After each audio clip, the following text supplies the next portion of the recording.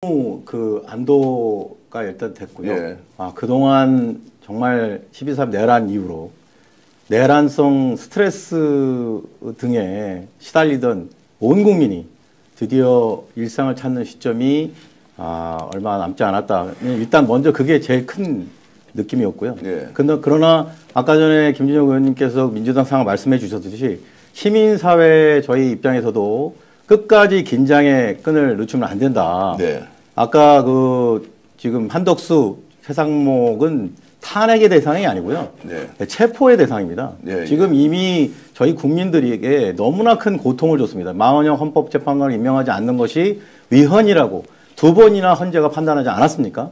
그럼에도 불구하고 그 두 사람으로 인해서 지금 수개월 동안 이런 헌정 질서가 파괴되는 것을 권한대행이라는 자들이 그렇게 자행한 것에 대해서 저희는 직무유기로 반드시 공수처가 적극적으로 수사해서 현행범으로 체포해야 된다고 이제라도 그렇게 생각을 합니다. 자, 네. 공수처에 고발을 이미 해놓은 상태. 네, 맞습니다. 저희가 네. 최상목 어제 이제 보도가 많이 나왔는데요. 네. 공수처가 좀 그렇게 이례적으로 그렇게 적극적으로 움직이는 경우가 없는데 네. 어제 국회에서 그 최상목 권한대행이 그 미명한 부분에 대해서 권한쟁의 심판했던 자료들을 네. 국회에서 공수처가 직접 수사관을 파견해서 확보를 했다고 합니다. 이제 어디로부터 확보를 게 아니라 했습니까? 이제 이미 예. 제출을 받은 거죠. 예, 이미 제출을 국회로부터 네. 받았다. 국회로부터 예. 이미 제출 받아서 수사를 본격적으로 개시를 한 것으로 이렇게 나왔기 때문에 조만간 저는 이 윤석열에 대한 파면도 중대하지만 이 내란 부역자들에 대한 수사도 매우 중대하지 않습니까? 네. 그래서 우리 국민들 앞에서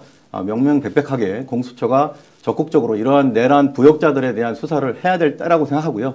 최상목은 특히 이렇게 위헌적인 그 마은영 헌법재판관 미임명에 대해서 직무유기 책임을 반드시 져야 되기 때문에 조만간 공수처가 소환 조사해야 된다고 생각을 합니다. 네. 자, 그래서 이제 민주당이 금요일 날 이제 탄핵 선고일이 윤석열에 대한 선고일이 지정되면서 뭔가 좀 늦추고 상황을 관망한 뒤에 결정할 거 아니냐라고 하는 이제 뭐 전망도 있습니다. 그 부분은 어떻게 보세요? 어떻게 지금 민주당이 한덕수와 최상목에 대해서 조치를 하는 것이 맞다고 보십니까? 저는 그 최상목이 더 저는 저희 시민사회 입장에서 용서가 안 되는 예. 자거든요. 예. 지금 기간도 훨씬 위헌 상황인 그 마은영 재판관 미임명에 대해서 최상목이 더 오래 끌었거든요. 그리고 최상목이 그동안 지난 몇 달 동안 보여줬던 행태가 예컨대 이 내란 잔당들을 알박기 인사를 한다든지 예를 들면 박현수를 서울경찰청장에 임명을 하고 오늘도 보니까 지금 최상목이 그동안 했던 인사가 끔찍하더라고요. 정권이 바뀌더라도 이 최상목이 알박기 인사한 거 큰 문제가 될 것 같더라고요.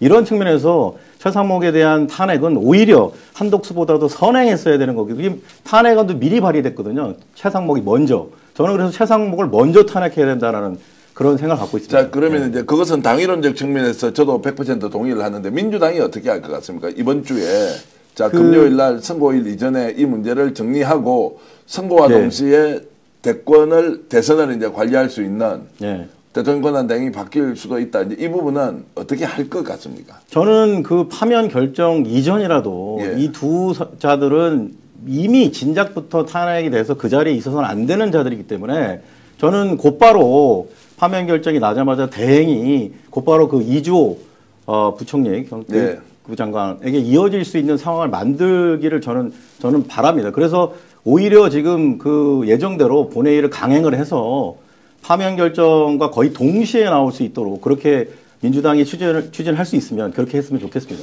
근데 아까 말씀하신 그 변동의 가능성이라든지 영향을 말씀하셨는데 네. 선고기일이 지정되기 오늘 아침에 평의하고 곧바로 이게 나왔거든요. 예. 평의가 이제 마무리된 거예요. 그리고 지금 나오는 뉴스는 당일날 4월 4일 날 아침에 평의 없이 편결 없이 곧바로 선고한다는 거예요. 그러니까 이미 변동 가능성을 이미 물리적으로 불가능한 상태고 이 탄핵이 한덕수나 최상목에 대해서 진행된다고 하더라도 헌재 지금 파면 결정에 대한 결정은 이미 최종 종결이 됐다라고 자, 그 물리적으로 부분은 이제 예. 확인할 필요는 있습니다. 편결을 그날 하지 않고 편결 없이 바로 선고를 하느냐 아니냐. 예, 그렇게 지금 보도가 되고 있더라고요. 예. 그대로 지금 얘기하고 있더라고요. 예. 심지어 8대0 각하라고 지금 지금 완전히 동상이몽이고 완전 극단적으로 지금 갈리고 있는데 저는 뭐 그거는 말 그대로 희망회로고요. 네. 그리고 저는 한 가지 좋은 사인은 아까도 뭐 그런 말이 나왔던 것 같은데 헌재가 생중계를 허용했더라고요.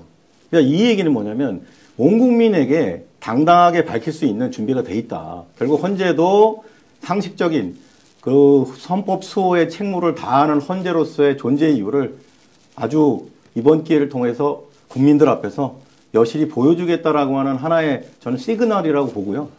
예, 이미 그 저희가 생각하는 기대하는 그것은 이미 결정이 나왔고 이미 이제 극우 쪽에서는 이런 것들을 달래기 위한 이미 게임은 끝났는데 사후의 어떤 그런 여파를 우려해서 자기들끼리 이미 어떻게 보면 이 달래기에 들어간 그런 거라고 저는 보고 있습니다. 딱 그 생각이 들더라고요. 이름.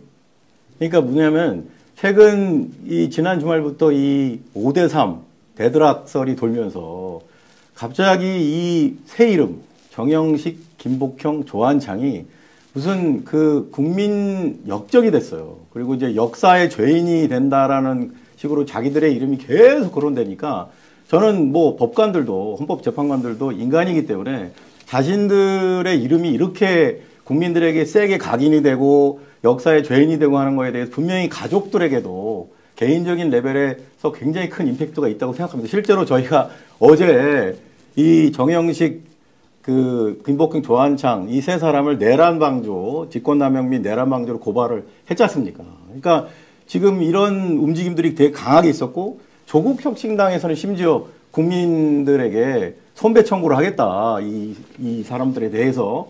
이러다 보니까 아마 가족들까지 이거 이후에 파면 결정은 파면 결정이지만 본인들이 국민들에게 손배 청구까지 당할 위기에 있으니 얼마나 가족들까지 큰 심리적 압박을 받았겠습니까? 그래서 저는 아마 그 중에서 이 세 분 중에서 한 분이 매우 억울해하지 않았을까. 예컨대 정영식 재판관은 주심이셨는데 본인이 계속해서 적극적으로 이 탄핵 심판을 이끌어오다가 막판에 느닷없이 자신이 이제 이 파면 결정에 반대하는 그 반대파의 수장처럼 되니까 본인이 그런 이름에 큰 부담을 느껴서 아마 좀 용단을 내리지 않았나. 그래서 그 상황이 급격히 나머지 재판관들에도 영향을 미쳐서 이런 결정이 됐다고 저는 좀 그런 추론을 해봅니다. 네. 자, 이제 이런 말인데. 이게 시민사회도 똑같다라고 저는 생각하는데 네. 지금 뭐 4월 4일 날 뭐 마치 뭐 모든 게 우리가 원하는 대로 만장일치 파면 결정이 나오고 이미 뭐 샴페인을 터트리는 분위기잖아요. 저는 이게 아주 위험하다고 생각하고요.